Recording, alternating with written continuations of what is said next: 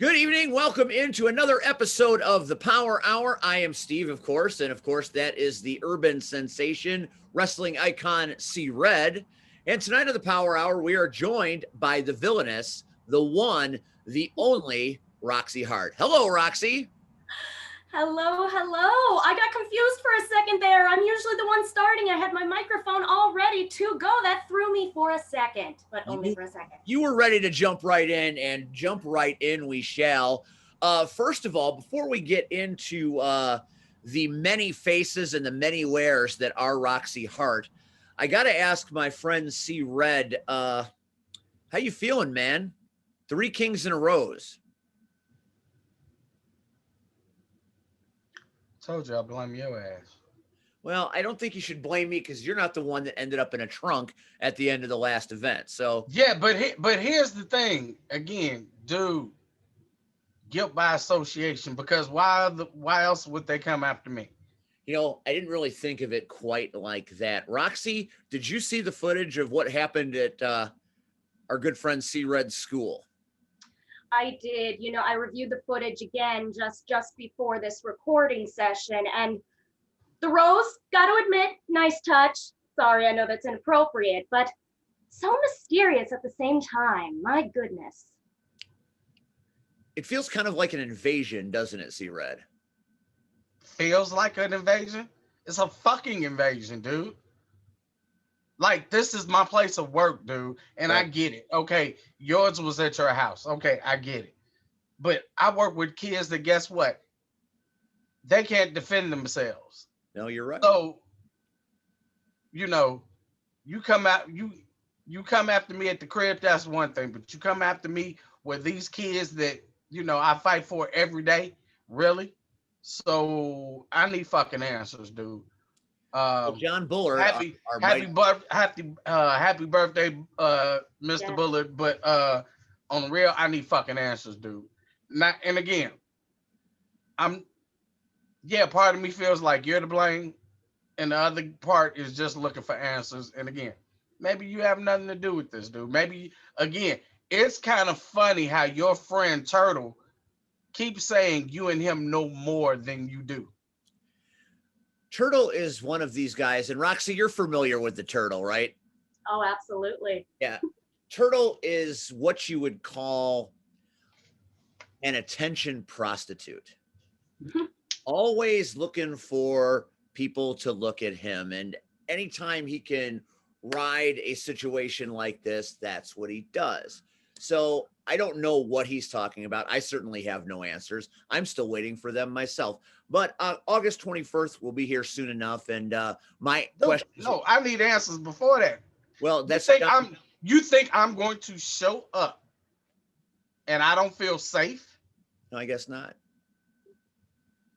I mean, dude, you talk about a hostile work environment. Like, really? Like, why should, and I'm gonna be honest, you should think about not showing up. And I'm honest. No, you're right. It's Why should we show up and we have been threatened? Nobody knows who this is. And Roxy, you can think about it and take it back to Joey again. But the realization is, again, if these people are coming after folks, who's next? like, who's next? So, like, why should we show up on August 21st and we don't know what's gonna happen? We don't know if we're gonna get out our cars and be okay. We don't know if during the set, setting up the show and going everything, if we're gonna be, we don't know anything. How do we know? How do we even know when we leave the show our cars are there? You know what I'm saying? Or God forbid, dude, think about it. We're all in one central location. Who's to say they don't go back to your house? Who's to say they don't come to my house? Lots of questions need to be answered, and hopefully, our birthday boy John Bullard will be able to provide some. And like I said, everybody could be in the crosshairs. I mean, it's random. See Red, legendary manager, me, just a broadcaster. And, I blame Paragon, and clearly, it's not. And that's why, I told you, dude, that's why I understood in the beginning why you said Paragon. I really do. No, stop all the bullshit. I do. But me and Paragon have what I would like to call a pretty good relationship. So why would he or one of his cohorts breaking? First of all, how do you know where I work? Second of all, again, break in my job. So I mean, I don't put anything past anybody, but at the same time, I have no clue. But I know for sure I don't know if I'm showing up on the 21st. Yeah, lots of instability right now in Chicagoland Championship Wrestling, and the fate of the balance of August 21st. The fate of it lies in the balance. That much is true. But enough. And my goodness, Steve, I must say, Yes. you ending up in that trunk was a shock to me, and I will tell you why. I interviewed Paragon a little bit before the show happened, and he mentioned on my show, if y'all recall, that someone was going to end up in a trunk if they didn't watch their back. I did not know who it was, but I knew it would happen. So the fact that it was you, my goodness gracious, it doesn't take much to shock Roxy, I tell ya. Yeah, you had the scoop, and maybe we all should have paid a little more attention, especially myself, because I never saw the trunk coming. I don't blame Paragon for the Three Kings in a Row's invasion of my house anymore. But he and I are going to have issues over the trunk situation, and that situation is far from over. But enough of that unpleasantness. Let's move in to the great pleasantness that is Roxi Heart, the host of Roxy's Room. Roxy, you do so many things. Your podcast, Roxy's Room, is fantastic. You are the Chicagoland Championship Wrestling interview queen. We enjoy your work. At POW, you are a valued manager, and right now you're the manager of one of the longest reigning champions in the history of professional wrestling anywhere, which is a wonderful accolade. Plus, you're an actress. You're in the theater. Your cosplay game is amazing. If anybody saw the pictures we posted on the showrunner, looking dashing as Loki, to say the least. How does this all start? There and we got. I had to insert that in there somewhere. Now we know where the Tesseract is. So watch out. You may get Three Kings. Now you fucking wonder why the damn timeline is damn off. Yeah, the timeline. Like really, she's holding the damn Tesseracts. I think now I think Roxy is a Loki. I think maybe she is a Loki. I wouldn't put it let me past make it. it clear, a Loki, not a Sylvie. No way, no Sylvies here. You know what? We're gonna circle back to Loki and Sylvie a little bit later on in the show, because By the way, in the corner here, you can see it. I can see old Tom. Tom Hiddleston. I couldn't resist putting that photo in your little show graphic, because it's a wonderful shot of you and a extremely famous young man in the center of everything right now. I want to know how you got here. How I got here? Well, I was born like anyone else. This is true. See, Steve, her mother and then her father. Oh, okay. All right. He's not wrong. I know how that works. Thank you, C-Red. I love the fact that C-Red wasn't sure that I knew how that worked. That's fun. My question is this, and you ask it just about every time to your guests on your show, is, you've done so many things. How did you find your way into wrestling? Well, I love telling the story, so. And I know you do. I'm just going to lob softballs at you for the next 45 minutes. Don't you hit them out the park. All right. Well, bringing the microphone in here for this. Do it. Yes, do it up. I'm loud enough. I don't need one.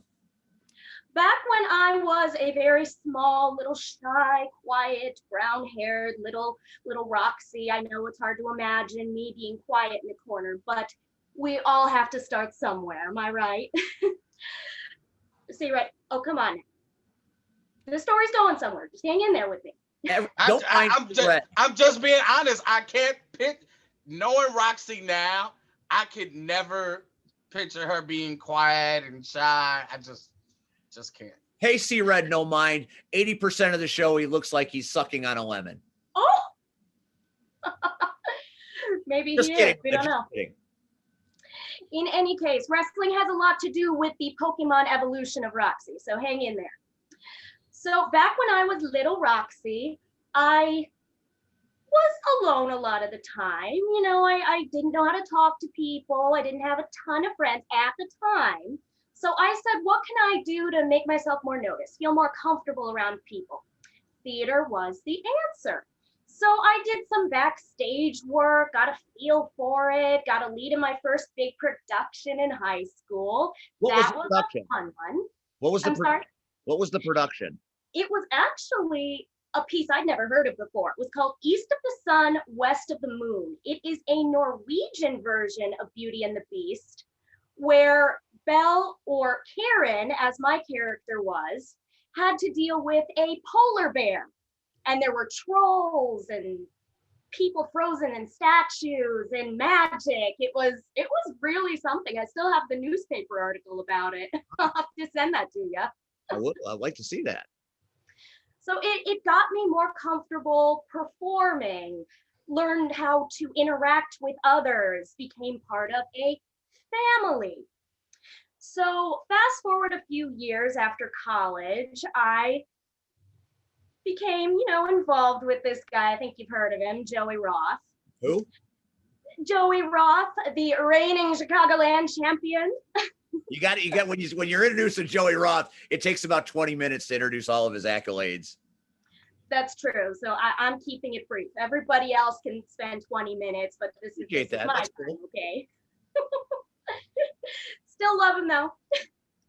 In any case, so he approaches me and I'm still a little quiet, but he sees potential in me, and rightly so. So he says, hey, why don't you come with me to my next wrestling show and valet for me? I said, what is that? I've only heard the term valet in BBC British shows, that's a servant term. So I'm like, wait, you gotta explain this to me so I have it straight. And honestly, I've seen wrestling on TV plenty. It dazzled me. Just the sport, the acting, everything all together, boom, boom, boom in your face. So I said, okay, I'll go. Tell me what I have to do, and we'll see where it leads. So there I am, next to the Hollywood icons, Max Holiday, you got Joey Roth over here, you got a room full of people. My face is like this, which is a face I haven't made since, but I said, oh my goodness, what have I gotten myself into? I don't want to mess up. I don't want to make a mistake because everybody will have their eyes on a female in a room. So I knew I was under some scrutiny. But I pulled it together. I dazzled. I got thrown over Mojo McQueen's shoulder after a voodoo curse. That was crazy. Wow. That's quite the introduction. And ever since, wrestling has just brought me out of my shell. Years later, I have a microphone in my hand. I'm getting the crowd riled up. I am the queen villainess of Chicago, and I've never looked back. That is quite a story. You said that Joey Roth said, hey, come and valet for me. And you thought of it as the BBC being a servant, which is funny because I can see Joey Roth going around looking for servants. That made me laugh. So that's very good. Well, when he was recovering, of course, I did have to bring him some juice and fan him a little bit, but that was an act of love. I didn't have to. That is a really interesting way to come into the business. Everybody's got a story. We all have heard Red's story and my story. Every story is a little bit different, but they all share something. We all seem to have been looking for something and found it in wrestling, which I think gives us the feeling of family, which I've always enjoyed. So you're in wrestling. How long have you been doing it? Oh my goodness. I've lost track. It's got to be at least 5 years now. Wow, that's to stay relevant and to stay popular as a character in this business, even for a couple of years, is hard, which is a testament to see Red, who has been a popular character in Chicago wrestling for almost 2 decades. It's a neat trick if you can do it, and most people can't. So kudos to you for being relevant as long as you have. Now, when it comes to acting, I follow Joey and you on social media, and I see you and him doing acting jobs here and there. Talk to us about Roxi Heart, the actress. Roxy Hart, the actress, is not too much different, really. Sometimes I have to dial back how loud and vocal I am, from the diaphragm, depending on the venue. And sometimes I have to be a little bit more meek, a little bit more demure, not as outspoken. It really depends on what role you're playing. But what I will tell you is Roxy Hart, the actress, is dedicated. She learns her lines fast. She stays late at rehearsals. She builds a character sheet. Now, this is what I went to college for. I went and I studied theater and acting and minored in English. So I really do my homework when building my character. I look at the script, I look at the character description of what I've got, and then I go, okay, she likes blue hats. Why does she like blue hats? Did someone give her a blue hat that died, or maybe she was close with and moved away? Things of that nature. It really helps a well-rounded character, not that much different and pretty much the same as any wonderful wrestler. They do their homework, they do the work. Red, that's an interesting point. I'd like you to speak to that because, you've taken a lot of care in your character over the years, from the wardrobe that you choose, from what you say, from how you present yourself. What do you find similar about wrestling and acting based on what she just said? I'm just interested to hear your viewpoint. It's the same, man. Let's be honest. C Red is not my real name. Nope. What? Oh my goodness, I'm going to faint. Stop it, Roxy. Oh, it's so good. So So I good. mean, She acted right there. She acted right there. She acted. I know, right? So I mean, again, you have to. Well, I'm going to say good people. I'm not going to say everybody, because there's a lot of trash out there. Let's be honest. Um, you so part of a good character, like Roxy was saying, like you have to. Who is your character? What are they about? Um, what makes them tick, what makes them go. It's funny. I know Steve's waiting for it, but I've acted before. Nothing, nowhere near like what Roxy and Joey are doing. Red, Even though Red's TikTok game is tight. I'm just saying. Red's TikTok game. Go follow Red on TikTok because even whether though it's Red Sanford or he's singing Careless Whisper, Red is tight. Anyway, I'm gonna try to find that. I'm gonna pull that up for later so we can all see that. Fun with it. Yes, please. I had to one of my I couldn't even tell you the name of the play or whatever, but I played a guy that was in love with a girl, and he couldn't get the girl, and was so close to my real life at the time as a teenager. Um, but I dove into it. Um, my cousin is a full blown actor, all over Chicago and nationwide and global. Um, so I see the work he has to put in, and I tip my hat to Joy and Roxy anytime they advertise that they're in another production, because that learning lines is not as easy as everybody thinks it is. See, in wrestling, now the WWE, you have a script when you cut a promo. That sucks. Can't even imagine how that would be done. Trying to remember all the. Dude, That's and why. that's why a lot of people believe that most of the promos suck because they don't feel real.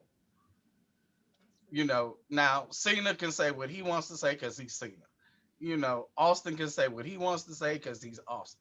I think after a while, certain people, they don't have to do that. But when it comes to acting and you have a script, and here was the thing for me.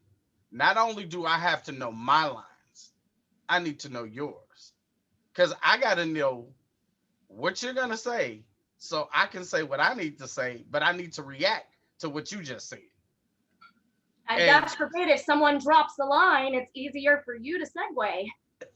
Right. And I mean, it is just so much. And I mean, I don't know if you've ever actually seen the script, Steve, but a script, you think about, not only do you have your character, but your entrance points, where you're standing, where you leave it. Oh my God, there's all this stuff, and you have to know it.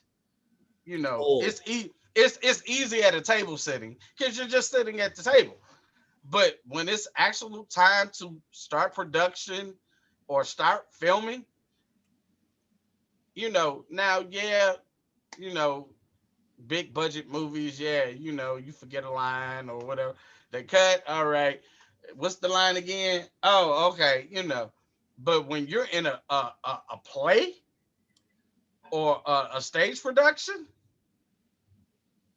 ain't no cut. Can we do that again? You better figure out a way to cover it up and keep going. So Roxy was 100%, and again, I applaud her tremendously because, again, uh,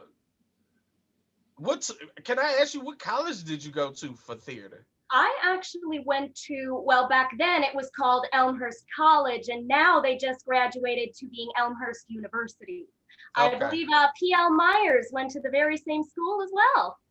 Wow, the Chicago connection, conspicuously absent while I was in a trunk. Yes. Well, I mean, and like Columbia, I know is big for stuff like that. Again, I just, as much as I want to do it still, that's why I'm hesitant, because I don't feel like learning lines and memorizing lines. I'm old and I know I forget stuff. So, but bringing it back to wrestling, joining the wrestling community taught me something very valuable that I could never do before I joined all these different feds. I learned how to improv, to speak without a script, to react naturally, to play off others better. So, being in the wrestling game has actually made me a better actress, a better podcast host. I could never have done this years ago. Yeah, you could have.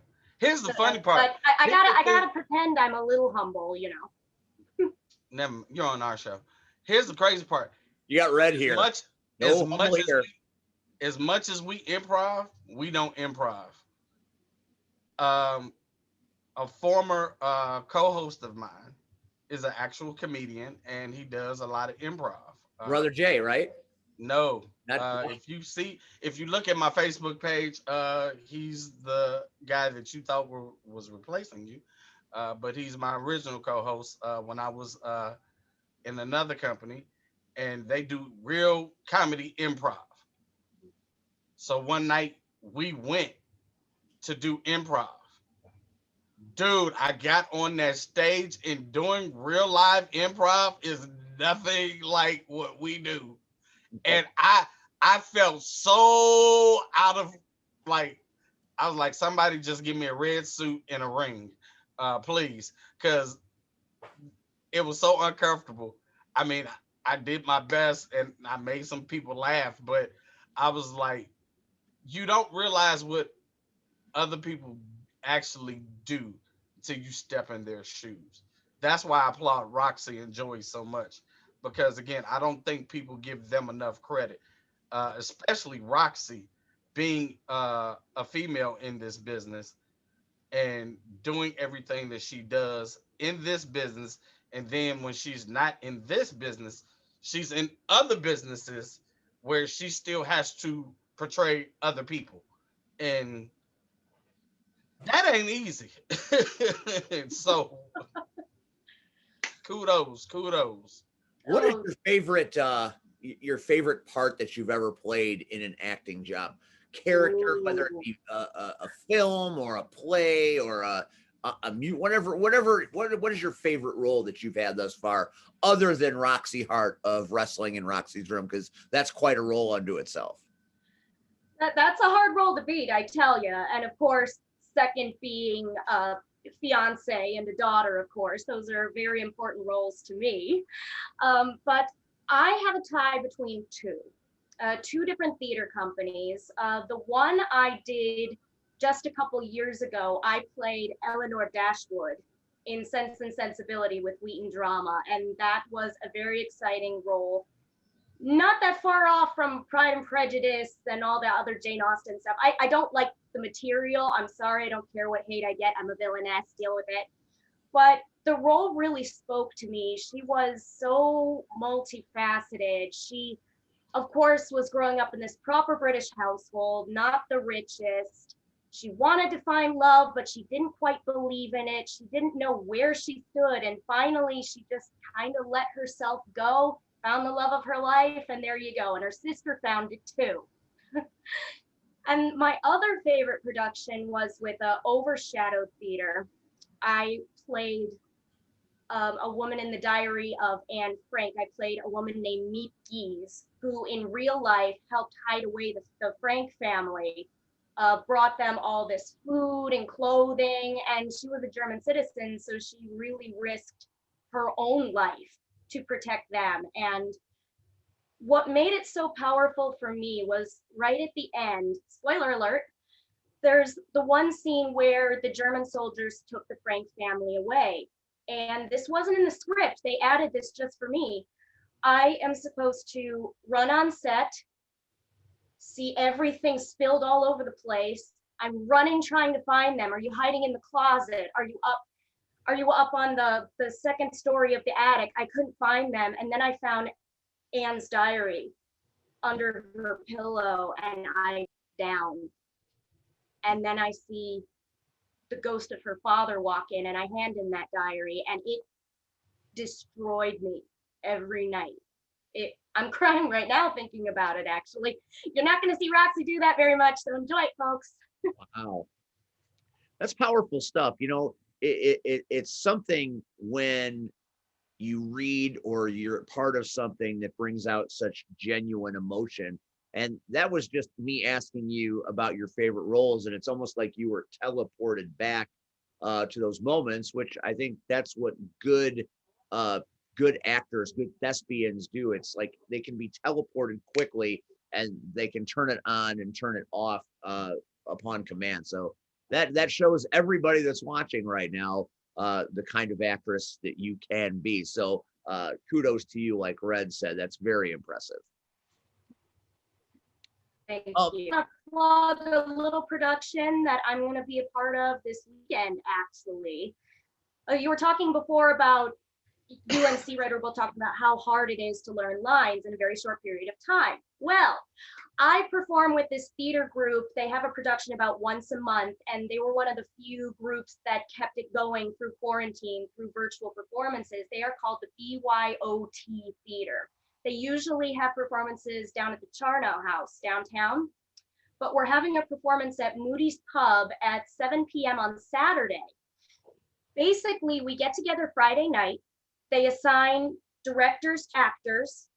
The writer has all night to write the script. In the morning, we rehearse, we learn the lines, and then at 7, we are a go.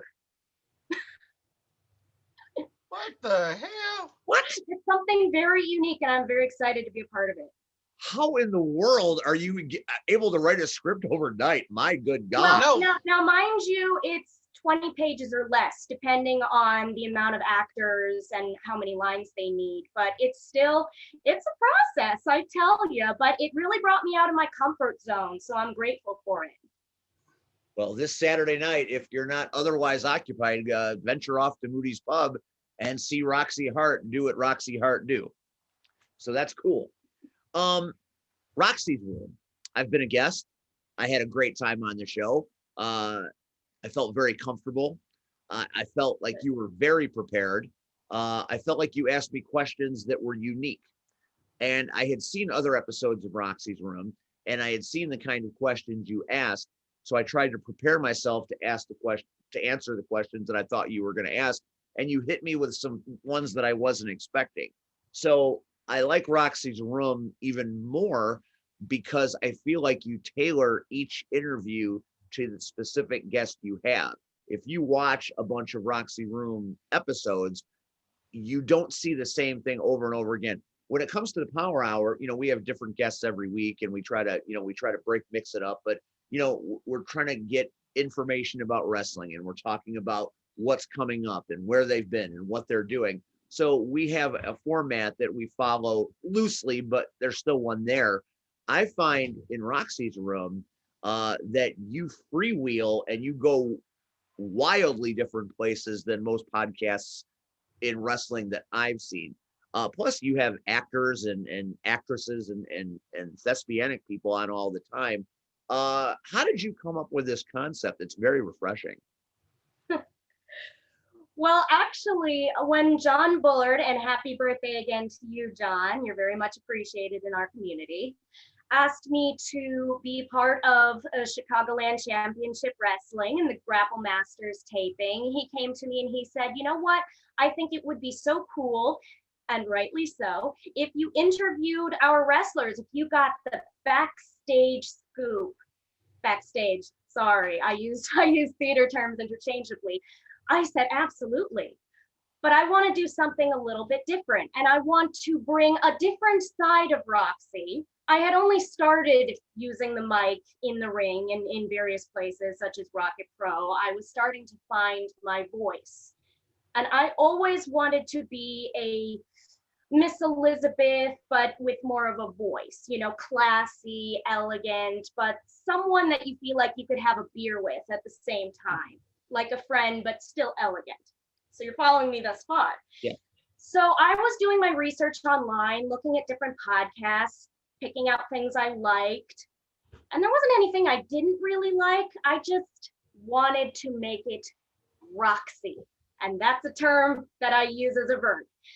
And I came upon this person called Missy Hyatt. And looking at her YouTube channel, I found Missy's Mansion. So I used my smarts and I said, how could I turn that into something purely Roxy? I just had to tweak the name a little bit. Therefore, Roxy's Room was born. So I tried to do my show in her style, just a little bit more playful and a little bit, more research. Well, it is fun, and it was great being a guest. I appreciated being asked, and I really had a fun time doing it. Talk about your experiences on Roxy's Room. You've had just a whole wide variety of guests. Do you prefer the wrestling guests? Do you prefer the performing artist guests? Where do you? I mean, what do you like about it? Fair question. And I'll be honest with you, it was a little bit easier at first, talking to artists and actors, because that is my background. That is where I came from and have the most experience. So I knew the right questions to ask. I knew exactly how to promote them in what way they would feel comfortable.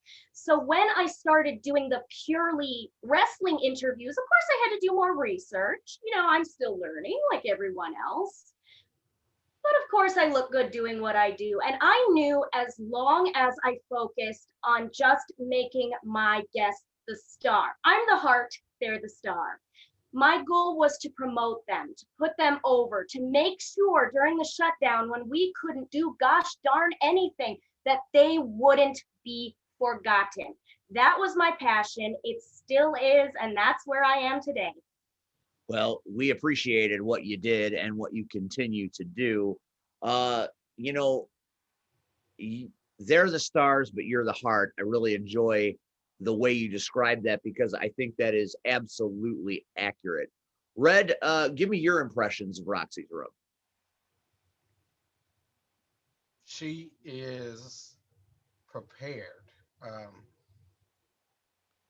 And like you said, she doesn't ask again, after you've done this so many times, you kind of basically know questions and you got answers. So when she invited me on, like she didn't ask the typical questions. So it was like it was refreshing.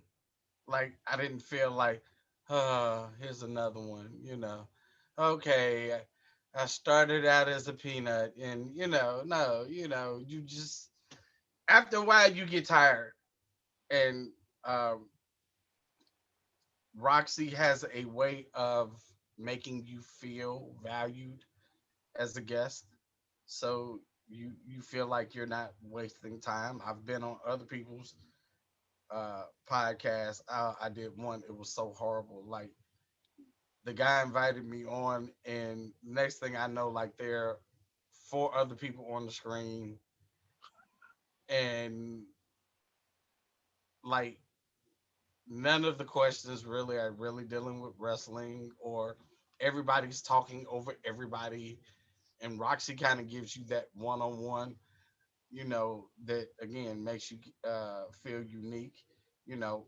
Uh, plus she's not she's very good on the eyes, so you can, look at her and not, like when I have to look at Steve and it's just us, it's like, oh God, can I just cut him out, but yeah, I mean Roxy is Roxy's room is doing one other thing, and I'm glad she only took bits and pieces from Missy Hyatt. She didn't take everything. Hmm. Hmm. Every if you know who Missy Hyatt is, Yep. so I mean, hey, I grew up and I watched her and I loved her, and I still can't believe some of the stuff she did. So it's like, It's but it was the shocking '80s, when I ladies and actually gentlemen. delve into it. It was the '80s.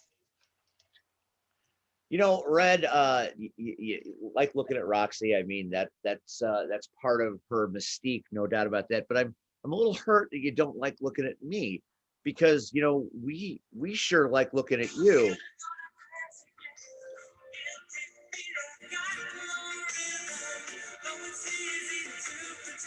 Look at that soul.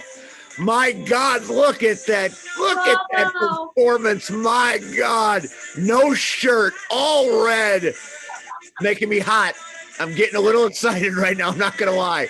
I don't usually swing that way either. Listen to that emotion. Freebird. Do you take requests? I think he should take requests, because if that doesn't make your day better, then you're too far gone. See See, red. I'm a little hurt now. I feel bad I didn't ask about your musical talents when you were a guest on my show. I would have pointed the Amazing. microphone at you. I just want to explain. You're flipping through the internet and you're just checking things out, and you're putting on, you're looking for wrestling content, and you're trying to do all this, and all of a sudden that just blam. And that has the impact of a cement mixer.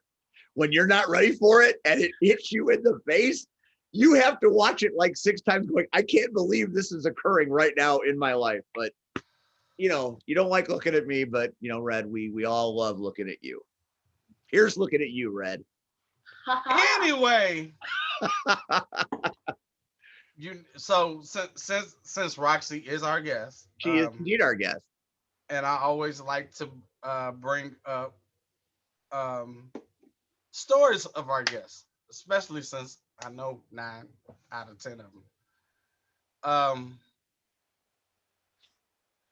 Roxy to me showed me her true self um, when we did the Halloween show uh, by them for IPW, and I can't think of where you guys and where the show was. That was up in the city. That was the Svengoolie, No, right? no, that was since when Ghoulie was there. But Roxy, come on, help me out.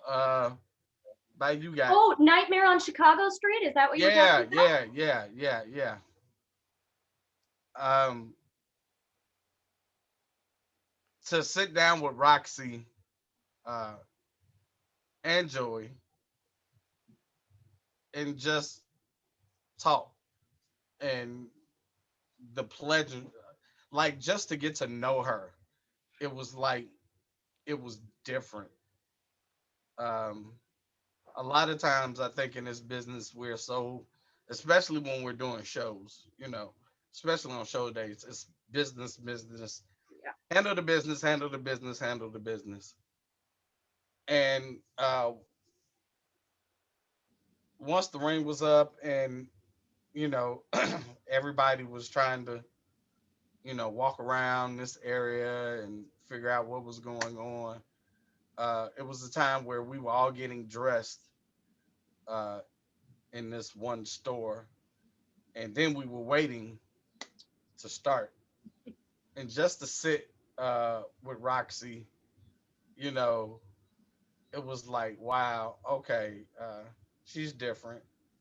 Um, and then so I hope he's not around because I'm about to embarrass This him. is the Roxy Heart Power Hour, the I Joey know, Power Hour but 2 weeks ago. dude, if you could see how happy she makes him, like I've known Joey for years, and I'm not saying he wasn't happy, but like there was this moment where he looked at her and that sinister smile, it wasn't sinister, like you could see it was pure joy. So dude, it was like to see your friend be in love with somebody, it was like how can you not like appreciate her, like, and it was like, oh my god, okay, so Joey's happy and clearly he's in love. But of course, I can't say anything because I'm also sitting here sweating in this mummy costume. So, but I just thought they were like so awesome. You know what I'm saying? Yeah. And it was like, and every time I see them together, I kind of get that almost that same feeling again. Like, you know, here's something that I don't know if people, I don't understand why people hate in this world at all. Um, I want everybody to be happy. That's just who I am. That's just my makeup. So um, when I can see people are genuinely happy and we're not putting on a stage production of being happy, because let's be honest, a lot of times we go to work, we go to school, we go to the store, we go wherever we're going. We're not always in the best of moods, you know. So 9 times out of 10, you have to put on the makeup and fake it, you know. Um, so when I see Joey and Roxy and I see that they're not faking it, that makes this world a little bit better to live in, you know, See, Red, because don't you dare make me cry again. You Everybody's know what? gonna That's the freak last time I out. play Careless Whisper. I've turned Red into a sentimental fool. I'm just saying, dude. George And Michael hey, dead over there. well, since it's already out there, you know how much I love Joey. He makes me happy. So here's an exclusive for you, right on your show, right here. This is the first time we're officially announcing it. August 13th, Salem, Massachusetts, the big wedding day, folks. That's where it is. So if you find us down there, join the fun because it's happening finally. August 13th, like in 2 weeks, or next August 13th? In Oh, 2 weeks? yeah. What? Damn it! There you go. There's an exclusive for your show. In Salem, Massachusetts. Oh, yeah. Well, They've been I engaged. We're actually even to take it a step further. We're getting married in the main burial ground in the town proper.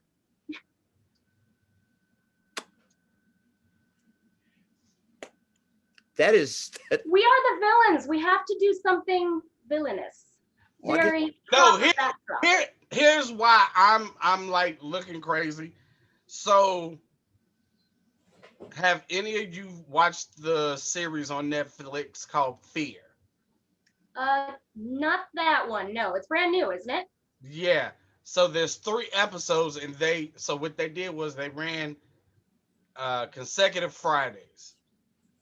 So they started with the newest, and then they went to 1970 something, then went back to 1666 or whatever. The last episode was set up in Salem, and it kind of it ties everything in, but it's a horror story. But it was like, so when she said that, and I'm like, is she looking for the hand too? You know, okay. Well, I actually lived out there for a while. I spent a lot of time in Salem, and the cemetery is actually a very small part of what they deem the burial mound. It's a lot of park. There's a lot of beautiful buildings all around. We're going to be taking pictures everywhere. Oh, okay. Well, that is unbelievable news. That's awesome. Of quite a long journey. And so see, I would go, but then I get lost in Foxborough and would never leave, and always bringing it back to the Patriots, taking a beautiful moment and just crapping all over it. That is wonderful news. Congratulations, man. Congratulations. That is amazing. You better not be going. You just never know, C-Red. Maybe we'll go together. There's no way you go and I don't go. Commentary during the ceremony. You don't know. Can be my +1. I better be your +1. All right. So only if you sing "Careless Whisper," C-Red. Now I have expectations. Man, now we're going to turn Red into a multimedia star now with that performance. People are going to watch that in England. Are going to want Red coming to the across the pond to sing for them. I love it. Go. No, a career in the making. They hit the original. Okay, so I'm just saying, shirt off, out there. Anyway, art. Rapid fire or whatever. I want to. Loki. We gotta talk about Loki. Yeah, there we go. A little bit about Loki. We won't talk about. Although I might pull up the Sanford and Son script. Might pull that up too, but that's neither here nor there. So you being a fan of Loki is something that I have known for quite a while. Obviously, I wonder how. Well, there he is. And I know there's a cat prowling the perimeter that is of the same name. So I know this character has been very important to you. And Tom has been sensational in manifesting that character since the very first time he appeared. I remember when I met him at AceCon in Chicago and Navy Pier a couple of years back. Actually, how I got that photo up, he sold out, as you can imagine, like a Thanos snap, like right away. So one day I'm watching TV, it's late at night, and it's maybe a few weeks before the event, and Joey comes in, and he's got that big grin on his face, you know the one, where he's up to something. And he said, guess what? They opened up another Photoshop package, and I got it for you. And I'm like, you did not, because, he does villainous fake outs every once in a while, but it was real. I was dressed up in my Lady Loki attire. I see him standing right there, Tom Hiddleston, and he turns, he looks at me, and he goes, Lady Loki. And I almost passed out. Oh, that's so cool. I would like to claim responsibility for the whole Lady Loki appearing in television. I think I inspired it. You may very well have. After all, she is blonde, although I wear it better. No doubt about it. So I know you've been an enthusiast for a good many years, and then the series came out, and as far as importance in the MCU, the Loki series was trying to do a lot of things. A lot of things. I thought that the way they were doing it was extraordinary. But then I saw that maybe Roxy was having some issues with what was going on. Now, I love Marvel. I've seen it all. I've watched the movies over and over again. I know C Red has as well. He's got pictures right behind him of Marvel characters. So these are beloved characters to us. It goes all the way back to my childhood. I used to watch Captain America and cartoons on Channel 44 after school. Dude, so stop, just stop, because I was going to ask you, do you remember the original Loki from like 66? Absolutely, I do. And dude, I couldn't stand Loki. He Like was a bad man. Bad. So to watch Loki then and then read comic books, especially Thor, which I have a ton upstairs, I hated Loki. It wasn't until Tom brought life to the MCU's version of Loki that I honestly started to like Loki.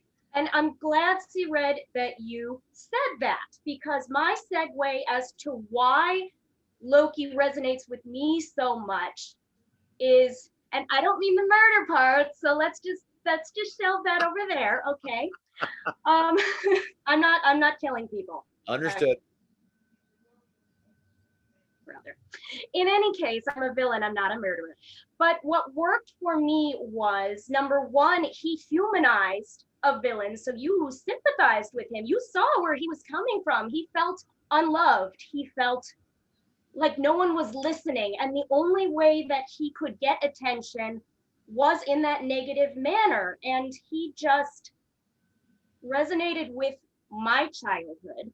Luckily, I don't have that problem anymore, but I just linked with what he was going through. And to see what he has turned this one-dimensional comic book character into, he is teaching new directors the Loki saga. He's telling them his motivations. He's teaching them his history. I find that really fascinating, where he's gone through all these movies. And I'll admit it, the first time I saw Loki on screen was in the first Avengers. I didn't see the first Thor because I wasn't familiar. So that's how I was introduced to Loki, and I was hooked from that very first Neil.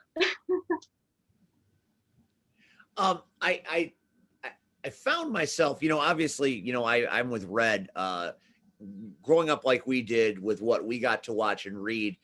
You hate Loki. You hate Loki almost as much as you hate the Red Skull and others, as far as villains go. But I found myself, especially in this series, almost certainly thinking of him almost as an anti-hero as opposed to a villain, because they really gave they really went to a lot of trouble to justify what he did and make you go, what would I have done in the same situation?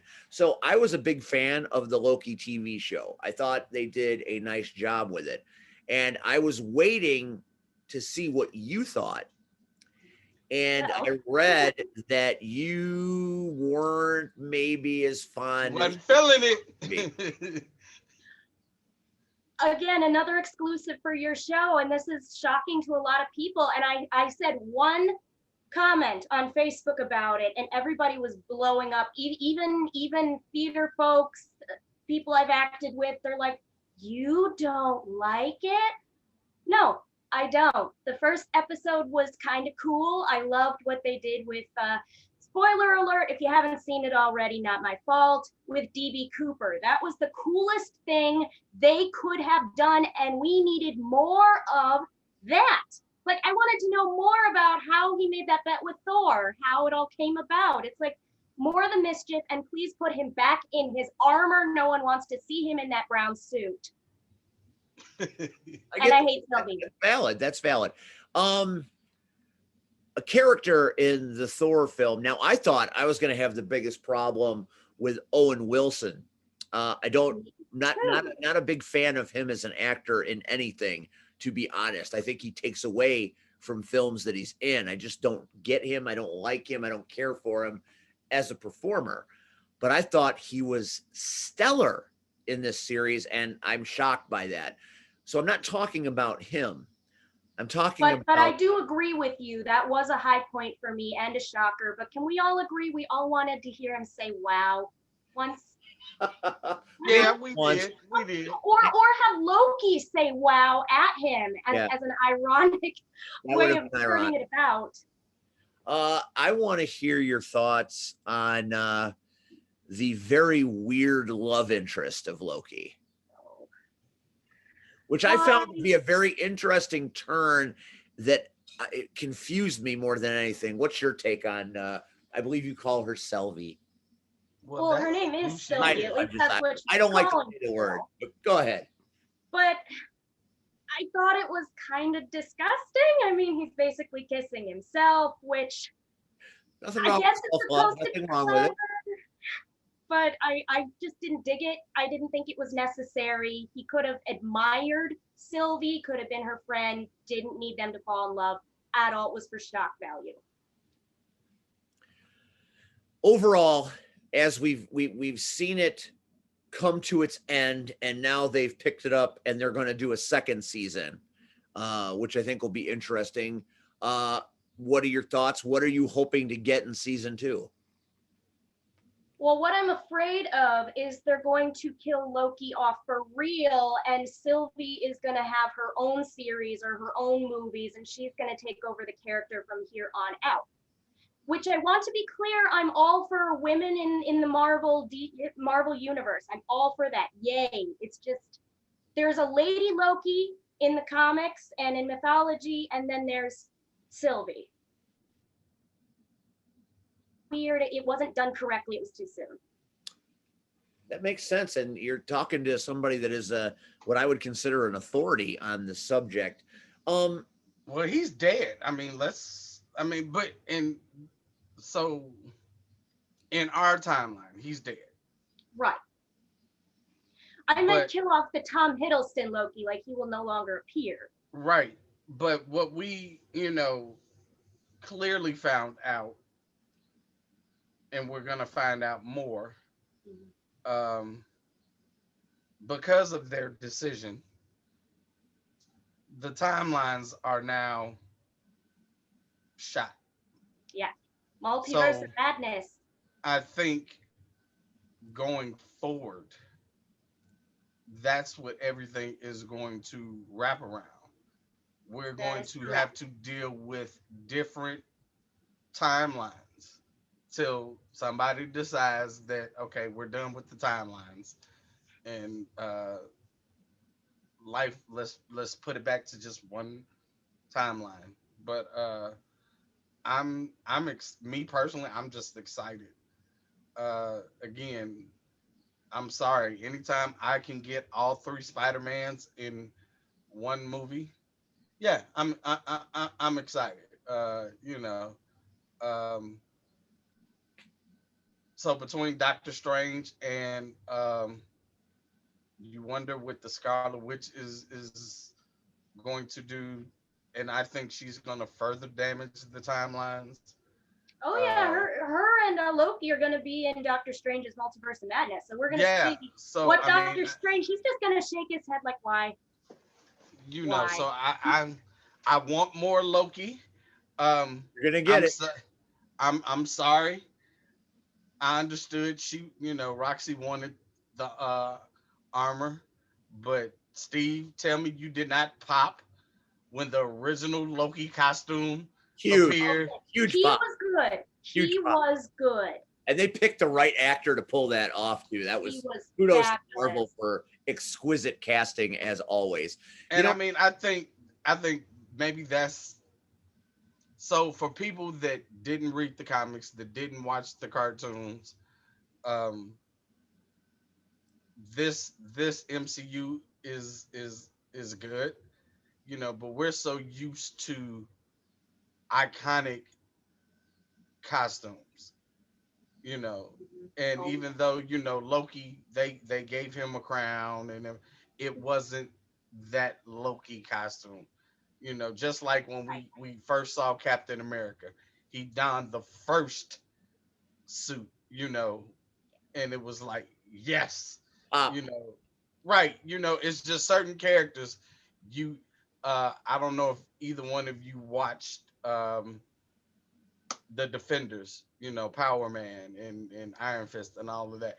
Nobody popped until Luke Cage wore the yellow shirt with the chain belt, and I mean, they're I again, know what that costume looks like. Yeah. you know, you You you need the you costume. want you want those original costumes. You can deal with updated versions, but Uh, at some point you want that Just like in original. WandaVision, how on Halloween they wore their comic book Right, attire. right. That was so exciting. But And Vision like, was Vision, and Vision wore but the. Vision, oh my God, no, Vision looked like literally like he went to Party City, Well, that's Which all was right, funny.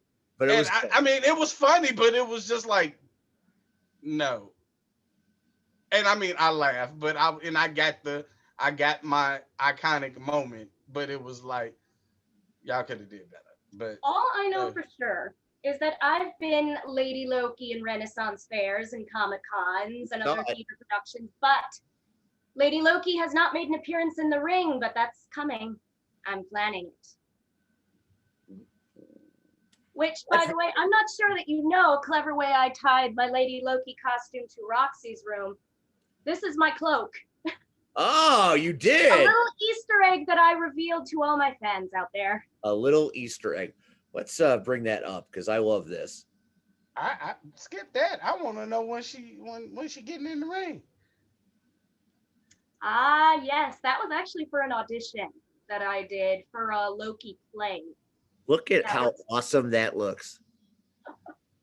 Very nice, very nicely thank done you. It indeed. helped that I had my natural brown hair at the time, so I was trying to be a more manly androgynous version for the audition. It popped great, and it's. I can't wait to see what that looks like in the ring. That should be very fun. Um, Joey Roth and Roxy Hart are synonymous at this point. It almost sounds weird saying one without the other. And I've had a chance to sit and watch you guys interact for a couple of shows now. Um, it's almost like you're two halves of one whole. And the fact that you're getting married and all of that is it's the natural progression. And I Um, would like to put a little pause there. Something that is very important to the both of us that I would like to share is yes, we are iconic. Of course, we are. Joey Roth and Roxy Hart in the ring and in real life. We are one person, basically. But we are very supportive when we do our individual pursuits. We don't both have to audition for the same play unless we want to. I've done Rocket Pro. I've managed alone. I have held the microphone and called people out. Joey has done shows alone when I've been in theater production. So we both want you to know if you ever want just one of us for a show or two, we are okay with that. But we understand Joey and Roxy forever. They call them power couples for a reason, kids, and that's what they are. And that was you made my point for me. I said you're halves of the same whole, but you've got such individual charisma separated that you guys are just lethal. You guys are lethal out there, and we're all the benefit of enjoying you guys and when you do what you do. Red, any final thoughts? I want to know when she getting in the ring. I can't give away all my secrets on the same episode. I dropped a lot of bombshells for I people. want to know who head she taking off. I mean, Well, the Tesseract is very heavy, so beware. Ooh, Wake the world and all that. wow, she's gonna hit somebody upside the head with a tesseract. and That I would you be shocked? Would you be shocked? It's probably gonna be you, Red. She's probably going up against the ARC. You just don't know it. Nah, I ain't signed no contract. Roxy, we enjoy what you do, not just as the villainess, but Roxy's Room. You're acting. You're just the way you carry yourself makes everybody just a little bit better around you. And John Bullard has said that. By the way, one more time, happy birthday, John. Happy birthday to you. We wish you all the best, not only in your pending nuptials on August 13th, not only at Moody's Pub when you do that amazingly it's like speed theater. Not sure how that works, but that's probably something to see. You have to go check that out. But we wish you well in everything that you do, and we appreciate you taking time out of your schedule to sit with us tonight. And as we let you go, do you have any final thoughts for anybody about who you are and what you do? We all have to start somewhere. Roxi Heart was once a shy, very scared little girl, but now I scare others, either by myself as the queen villainess of Chicago, or with the love of my life and tag team partner for life, Joey Roth. Please stay tuned for the next POW show, August 7th. Of course, stay tuned for the next Chicagoland Championship Wrestling taping. It's going to be incredible. Whether you're a woman, whether you're a man, or anything else, just be you. Have heart. Communicate. Be yourself. Because you can't be me. There's only one me. Well, I don't think we need to wrap any more than that, Red. Join us next week as we have Crash Tested Wrestling. Antoine, too, will be our guest on this show. I can't wait to see. Why? I can't wait to see C-Red go on that. Why? Heart, you're a joy. Thank you. Good luck to you, and we will see you again soon. On behalf of Steve. Thank you. On behalf of Steve. On behalf of Steve, that's me. And on behalf of C-Red, the urban sensation, and the lovely and talented Roxi Heart, we wish you a good evening, and we'll catch you next time on the Power Hour. Good night, everybody.